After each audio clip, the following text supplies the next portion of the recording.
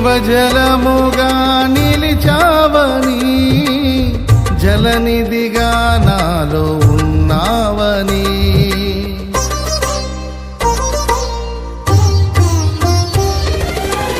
జనులకు దీవెనగా మార్చావని, జగతిలో సాక్షిగా ఉంచావని, ఉత్సాహగానమునే పాడనా,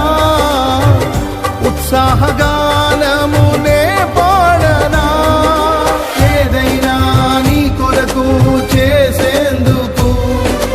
ఇచ్చితివి బలమైన నీ శక్తిని, ఏదైనా నీ కొరకు చేసేందుకు ఇచ్చితివి బలమైన నీ శక్తిని, ఇది ఏ చాలును నా జీవితాంతము, ఇలా నా